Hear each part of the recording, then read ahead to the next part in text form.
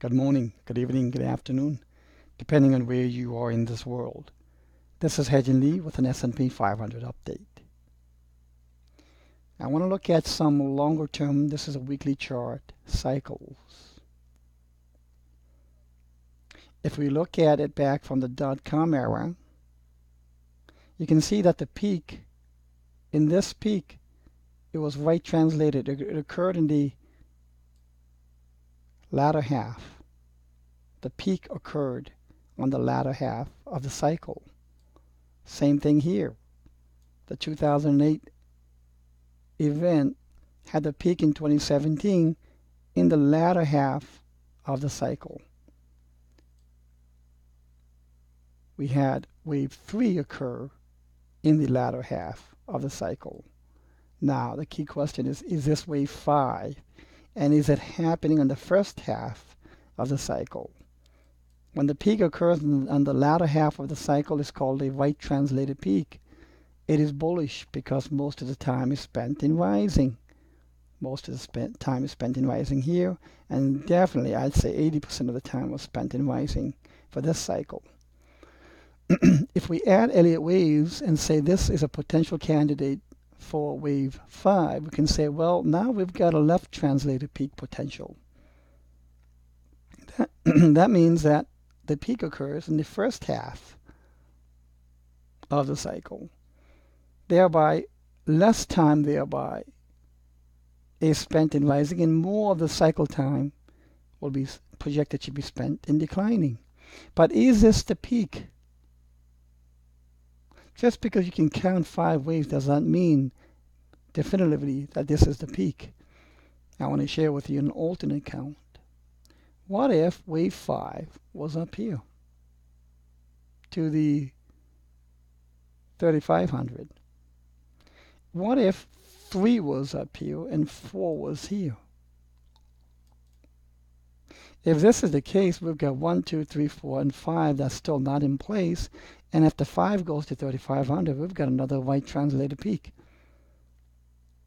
And this 4 fits quite well and nicely as an expanded flat. Like so.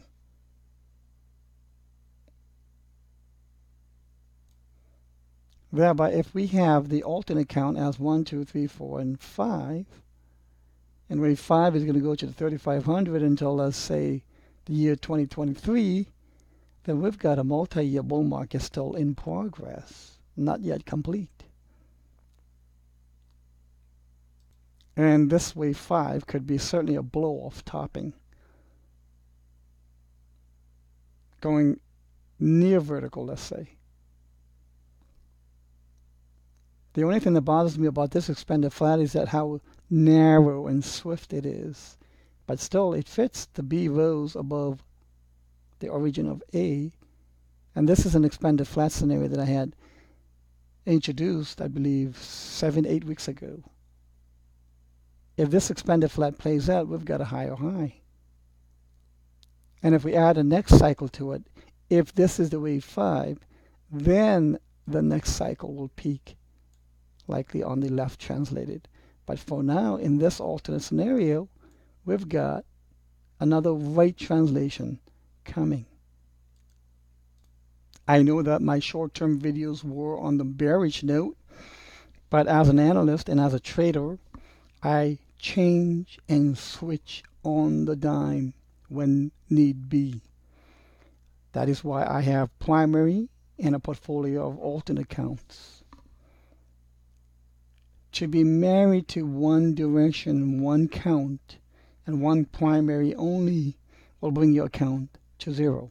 Been there, done that. To know that when the trend or the count does not get validated, you have to change. Now this still remains as an alternate. It is not my primary count. But I wanted to share with you as to what is my top alternate count.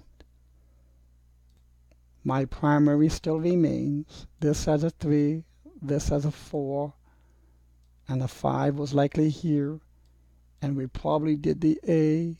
We're now going for that B wave bounce, and the C wave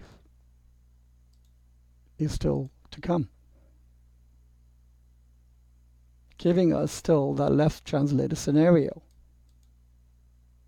And this B wave so far has retraced 50%, a little more than 50%. And maybe it'll retrace 0.618, 0.78. I had been speaking of this B wave rally now for quite some time.